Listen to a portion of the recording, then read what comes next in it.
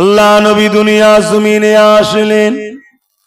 নবী আমার ইনসাফের কথা, গরিবের কথা, অন্যায়ের বিরুদ্ধে যখন বলতে লাগলেন, এক আল্লাহর কথা যখন বলতে লাগলেন, ওই 360টা কাবার মধ্যে যারা খোদা রেখেছিল, যারা নকল নকল হাজারো খোদা তৈরি করেছিল, তারা আমার রাসূলুল্লাহর বিরুদ্ধে লেগে গেল।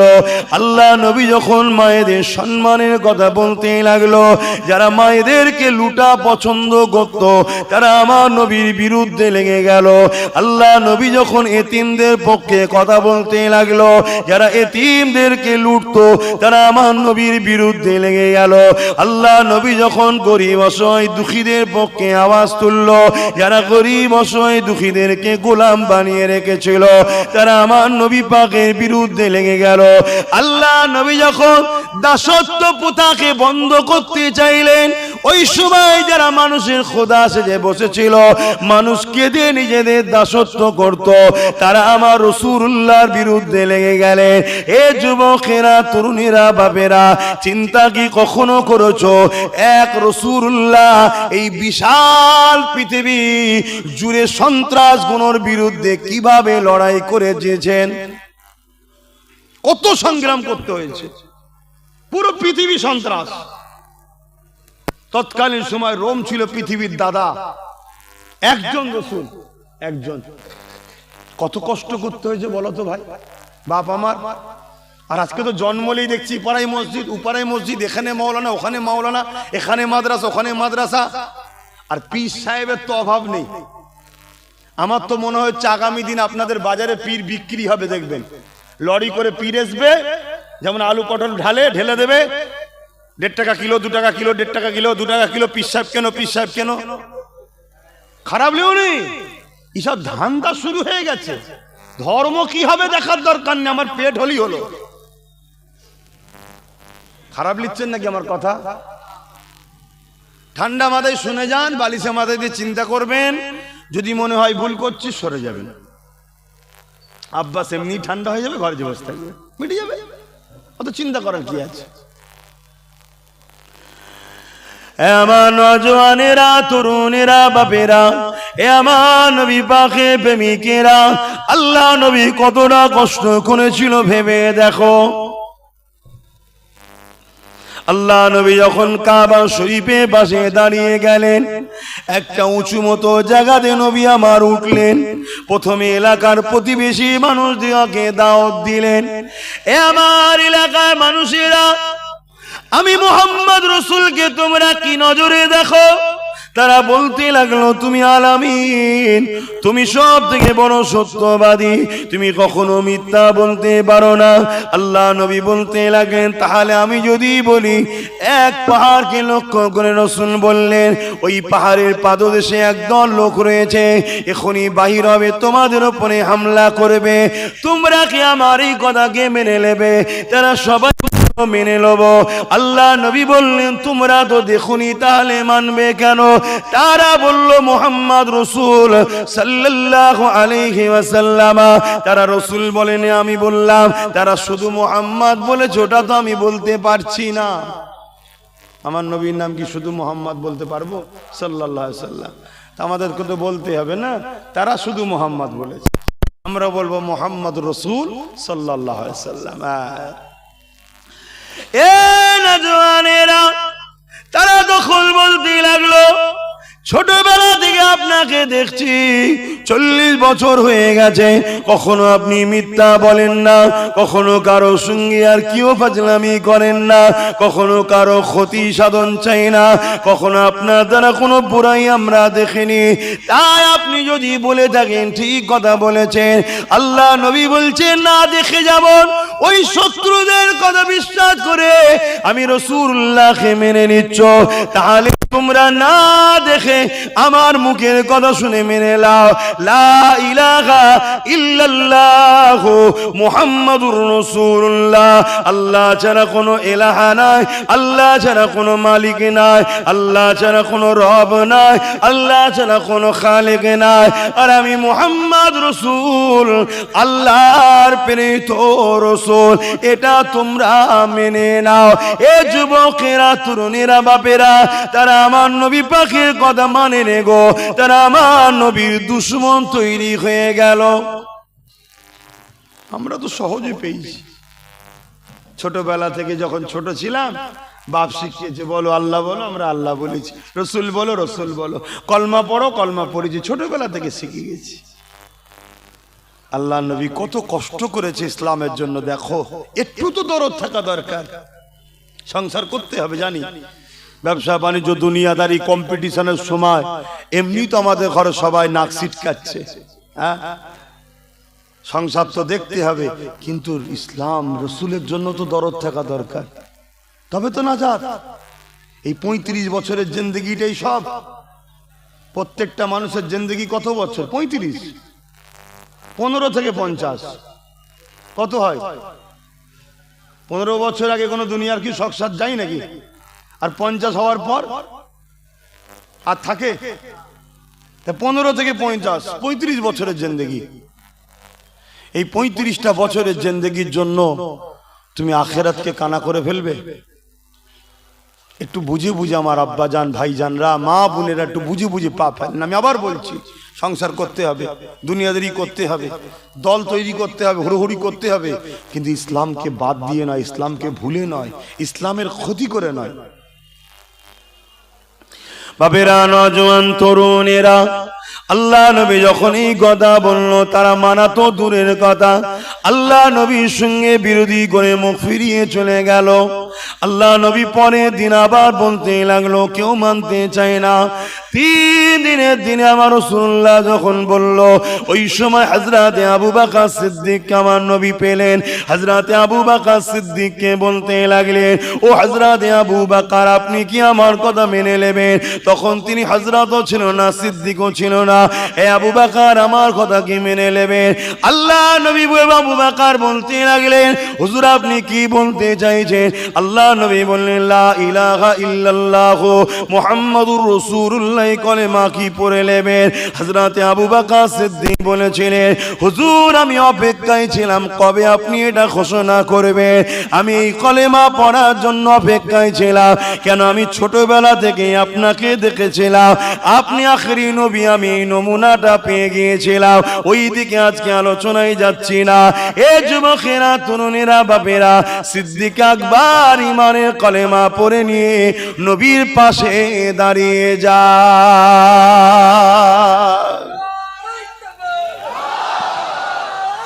আল্লাহ, এই প্রথম একজন হলো। কজন? একজন। আর কেউ শুনছে না। আল্লাহ নবী আবু বকর সিদ্দিককে নিয়ে গেল, তুমি চলো না আমার সাথে কাবার পাশে দাঁড়িয়ে একটু দ্বীনের প্রচার করবে। কেন? তুমি আমায় মেনেছো, যদি তোমায় দেখে লোক মানে, ঠিক না বে? ঠিক বোঝাবার জন্য বলছি। একটা ডাক্তারের কাছে কেউ যদি শেফা পায়, সে যদি বর্ণনা করে ডাক্তার ভালো, কি রুগীর একটু বিশ্বাস জন্মায়? তা তুমি একটু বলো না। হযরত আবু বকর সিদ্দিক যেই দাঁড়িয়ে গেল বলতে, চারিদিক থেকে ভিড় এসে গেল। হযরতে আবু বকরকে লক্ষ্য করে ঢিল পাটকেল ছুটতে লাগলো। এ না জওয়ানেরা, তরুণেরা, বাপেরা, আজ দুনিয়া জুড়ে প্রচার করা হয় আমরা নাকি ঢিল পাটকেল ছুরি। মিডিয়ায় প্রচার হয় না? হয় না? ঢিল পাটকেল কারা ছুড়েছে দেখো না, প্রথম থেকে দেখে আসো, আজকে তারাও ছোড়ে। এই কিছু বছর আগে দেখলেন না, রেলে মাথায় টুপি লুঙ্গি পরে ঢিল ছুটছিল, হ্যাঁ, বললো চীনা যাচ্ছে ড্রেস দেখে, আর লাস্টে খোঁজ পাওয়া গেল লুঙ্গি বাহিনীটা আদৌ মুসলমান নয়। শুনছেন তো নাকি? হ্যাঁ, আরে ইসলাম সন্ত্রাসী শিখায়নি। সন্ত্রাস ইসলামকে বদনাম করার জন্য ইসলামের ইউনিফর্ম পরে, আর লুঙ্গি কিন্তু ইসলামের ড্রেস নয়, এটাও মনে রাখবেন। লুঙ্গি ইসলামের ড্রেস নয়, আর পরা হারামও বলছি না, ও বেশ আরামদায়ক, পরছেন পরুন। ইসলামের ইউনিফর্ম হচ্ছে পায়জামা, কথা বুঝে আসছে? জুব্বা পায়জামা, এটা হচ্ছে ইসলামের ইউনিফর্ম। লুঙ্গি ইসলামের ইউনিফর্ম নয়, এটা আমার দেশের ওই সাউথ ইন্ডিয়ানদের ইউনিফর্ম কোরআন লুঙ্গি পড়াকে পছন্দ করে। তো যাক, এরপর আমি লুঙ্গি পড়াকে খারাপ বলছি না, কারণ কারো ড্রেস দেখে কাউকে বিবেচনা করা এটা মূর্খের কাজ, সভ্যতা মানুষের কাজ নয়। সভ্যতা মানুষের কাজ হলো তার আখলাক দেখে বিবেচনা করো। কিন্তু আমাদেরকে ফাঁসাবে বলে মাথায় টুপি দিয়ে লুঙ্গি বাহিনী সেজে ঢিল মারছিল ট্রেনে, ধরা পড়লো যেই দেখা গেল অন্য কেস। আজকেও ঠিক প্রচার করছে এরকম ভাবেই, কথা বুঝছেন না? এভাবে প্রচার করছে। বাপেরা, নওজোয়ান তরুণেরা, এ নবী পাকে প্রেমিকেরা, আল্লাহ নবী নূহ নবী দয়ার নবীকে এবং সিদ্দিক আকবরের দিকে লক্ষ্য করে পাথর ছুঁড়তে লাগলো। এত পাথর ছুঁড়েছে, ওই পাথরের আঘাত লেগে হযরত আবু বকর সিদ্দিক রক্তাক্ত হয়ে গিয়ে কাবার জমিনে অজ্ঞান হয়ে পড়ে গেছে। এ যুবকেরা অহংকার নয়, শুকরিয়া আদায় করে বলি, আল্লাহ নবীর জন্য, দ্বীনের জন্য, ইসলামের জন্য, আল্লাহর জন্য যে রক্ত কাবার জমিনে প্রথম ঝরেছে, অহংকার নয়, আল্লাহ শুকরিয়া আদায় করে বলছি, ওই রক্ত আমার শরীরের মধ্যে রয়েছে। আল্লাহ আমাকে সেই সিদ্দিক আকবরের ঘরের সন্তান করেছে, যিনি সর্বপ্রথম ইসলামের জন্য, কোরআনের জন্য কাবার জমিনে রক্ত দিয়েছে। এ যুবকেরা, তরুণেরা মনে রেখে দেবে, সেই দিন বেঈমানেরা হযরত আবু বকর সিদ্দিককে এত মারল, আবু বকর সিদ্দিক অজ্ঞান চৈতন্য হয়ে গিয়ে কাবার জমিনে পড়ে গেল। বেঈমান কাফের মুশরিকেরা আমার নবী পাককে ছাড়েনি, তারা আমার নবী পাককে সেদিন মেরেছিল। এ যুবক, তোমার দিলকে একটু কাঁদেনে, আমার নবী পাকের শরীর থেকে রক্ত পড়তে পড়তে পড়তে আল্লাহর কাবার জমিনে টপ টপ করে পড়তে লাগলো এবং আমার নবী পাক অজ্ঞান ও চৈতন্য হয়ে গেল। এ যুবকেরা, ইসলাম কত কষ্ট করে এসেছে দেখো। আজ নতুন করে দুনিয়া জুড়ে আবার একদল মানবরূপী পশু, তারা এমন করে চেষ্টা করতে লেগেছে ইসলামকে মিটিয়ে দেব, কোরআনকে শেষ করে দেব, ইসলামকে মিটিয়ে দেব, রাসূলুল্লাহ শানকে ছোট করব, আল্লাহ পাকের সমালোচনা করব। কিন্তু মনে রাখবেন, এই জায়গায় তোমার আমার উচিত কি হবে? তোমার আমার প্রেমের ইজহার দিতে হবে। তোমার আমার প্রেমের পরীক্ষা শুরু হয়েছে, এই পরীক্ষায় বুকে তাজা খুন লাগলো ঢেলে দিতে হবে, দিয়ে আল্লাহ ও রাসূলের পক্ষে ছিলাম এই প্রমাণ তোমাকে আমাকে দেখিয়ে দিতে হবে। আরো জোরে বলুন সুবহান আল্লাহ।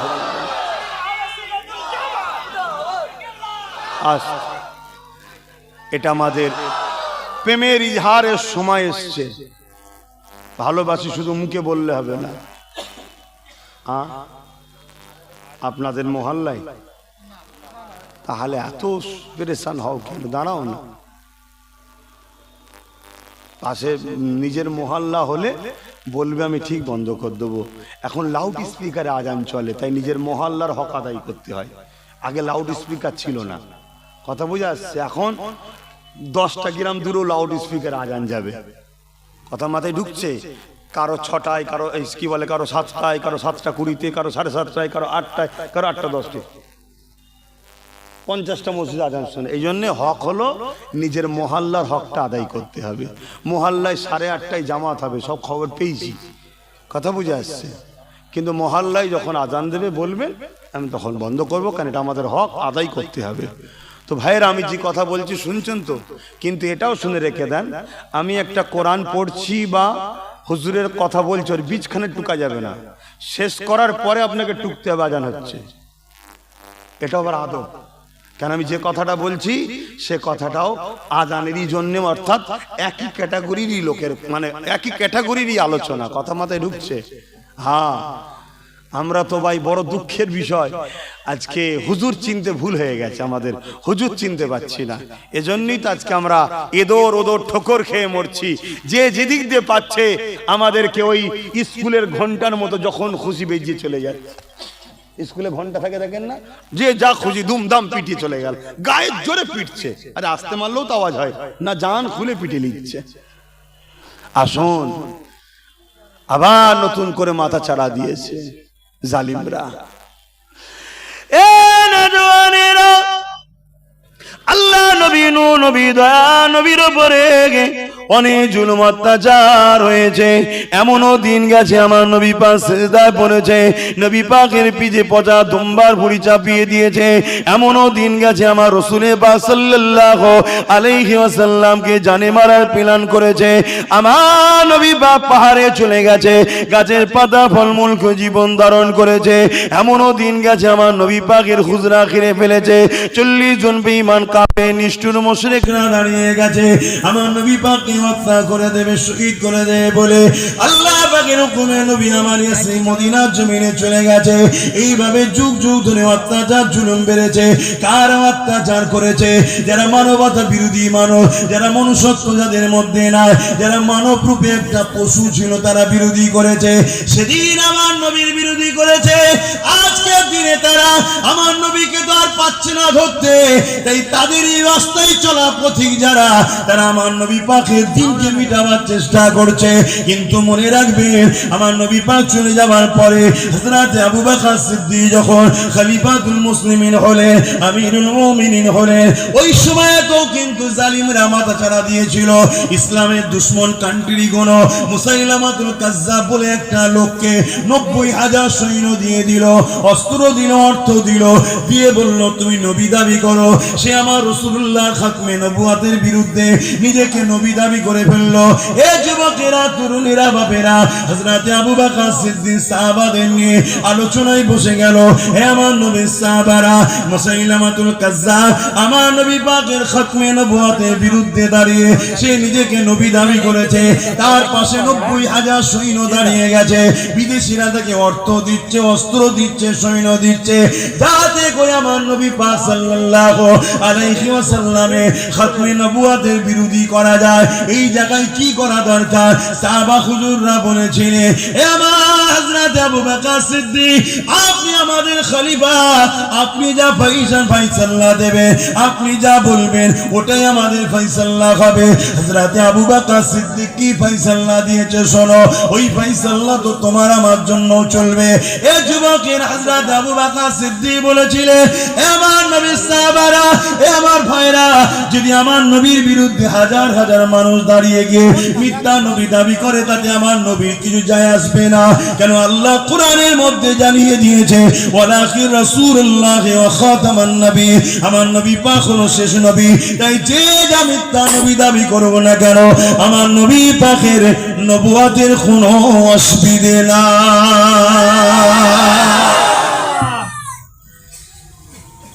এটা বলার পর আবু বকর সিদ্দিক কি বলেছিল? আমরা সব দোয়া করি আর সুবহানাল্লাহ সুবহানাল্লাহ তাসবিহ পড়ি, এটা বলেছিল? বলবেন তো?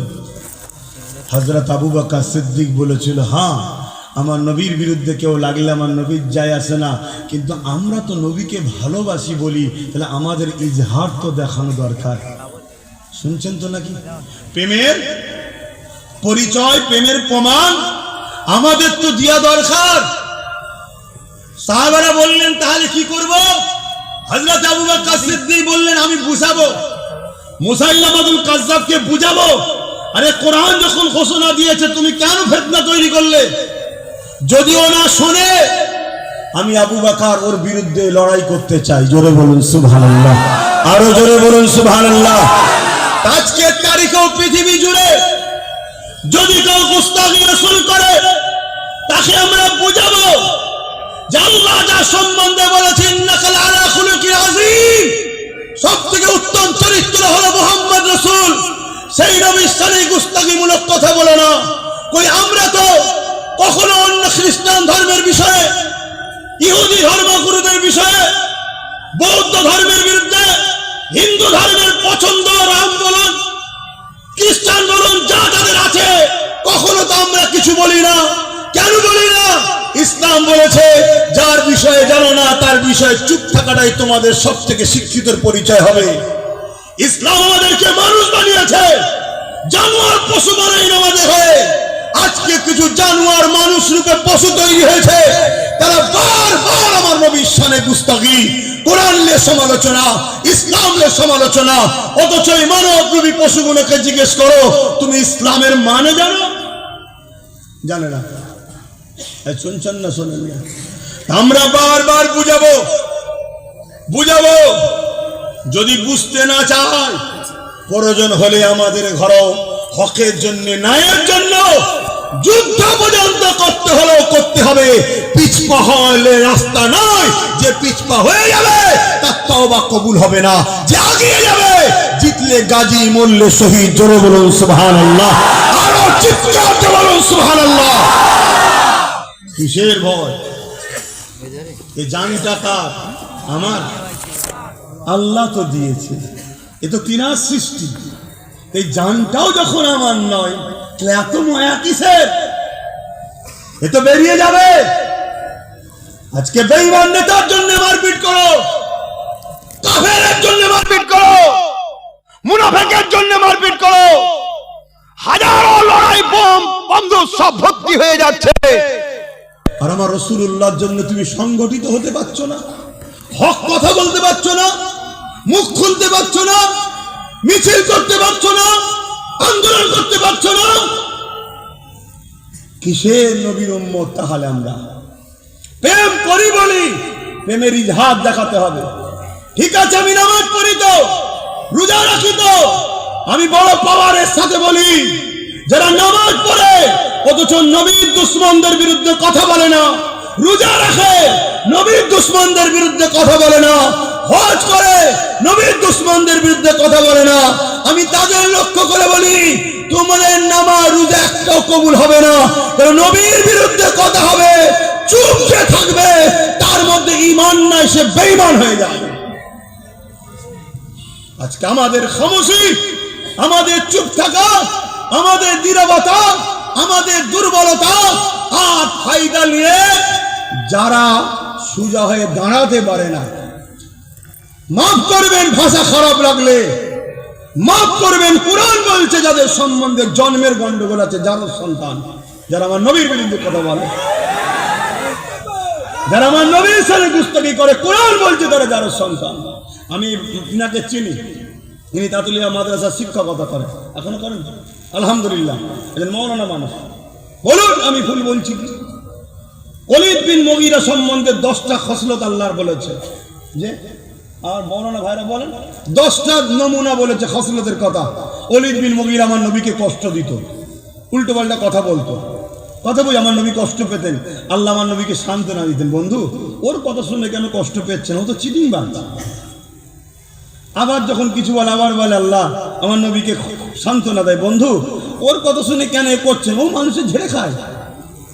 এভাবে 9টা নমুনা বলতে বলতে আল্লাহ বললেন, বন্ধু ওলীদ বিন মুগীরার কথা আপনি কষ্ট পেয়েছেন, ও যাহার সন্তান।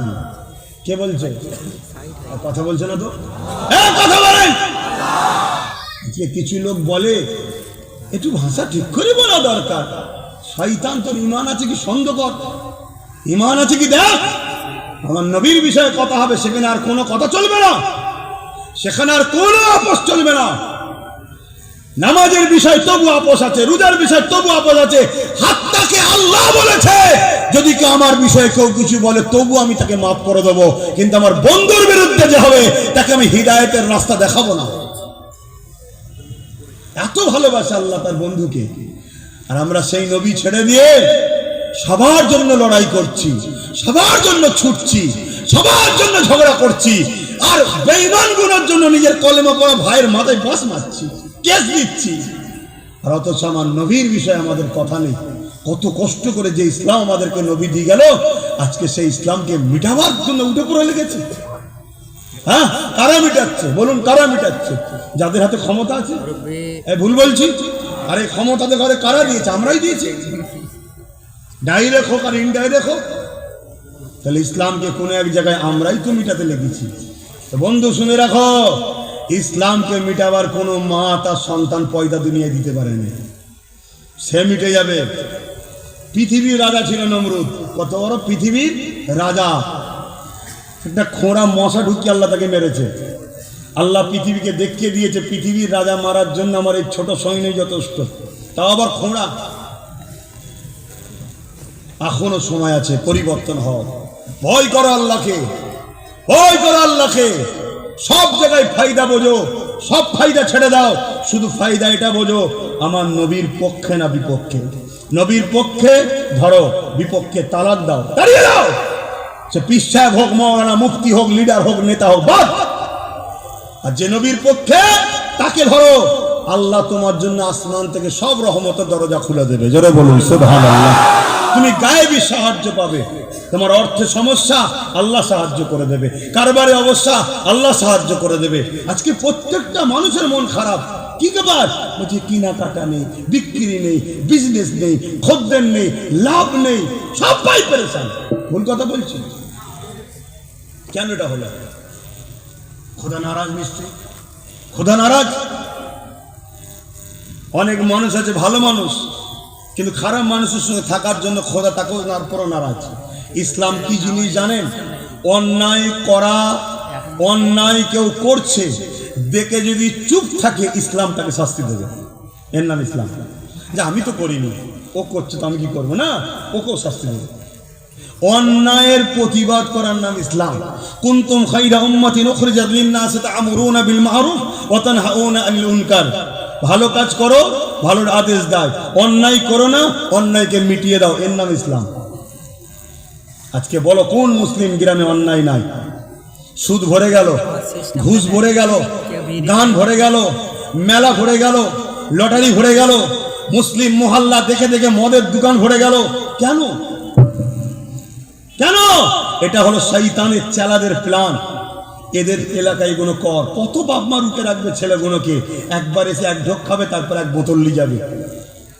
এটা প্ল্যান মাফিক করা হচ্ছে না? এগুলো কারা করছে? যারা ক্ষমতায় বসে তারাই তো করছে নাকি?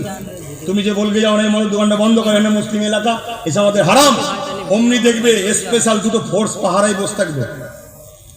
শুনছেন না? আর তোমার বাড়ির মেয়ে গায়েব হয়ে যাও, থানায় বলবে যাও, গুরুত্ব দেবে? কিছু মাথায় ঢুকছে? কেন? নিয়ন্ত্রণ কারা করছে দেখতে হবে। আমি পুলিশকে খারাপ বলছি না, পুলিশটা নিয়ন্ত্রণ হচ্ছে কার হাতে দেখতে হবে। যার হাতে নিয়ন্ত্রণ হচ্ছে সে মানুষ না মানুষের সোরাতে সে জালি, এটা দেখতে হবে। কথা কিছু বুঝে আসছে না? নাই। কিন্তু ওই ভুল আমরা করেছি, আজকে সেই ভুলের খেসারত আমাদের ঘরে দিয়েই পূরণ করতে হবে। তাতে আমাদের রক্ত ঝরে, জমিনে ঝরে যাক, আর না হয় ময়দানে মাশরে নিজের মাথার ঘিরুগুলো গলে গলে নাক দিয়ে বেরোবে, পাসিনাতে নিজেকে সাঁতার কাটতে হবে, এবং জাহান্নামে গিয়ে নিজেদেরই শরীরের রগ, রিসা, পচা, দুর্গন্ধময় পুঁজ গরম টকবক করে খেতে হবে। আব্বাস সিদ্দিকী পীরের বেটা বলে কি আল্লাহ পাক আমাকে ধরে উপরে তুলে দেখবেন? আমার পীরের বেটা এসছে, আসো জান্নাত দেবো, আসো। আল্লাহর কাছে পীরের বেটা কিসের? তোমার কাছে পীরের বেটা, আল্লাহর কাছে আমি একজন তার দাস। কথা মাথায় ঢুকছে? তাহলে আমার যদি কোনো গুরুত্ব না থাকে, তাহলে তোমাদের কি গুরুত্ব আছে?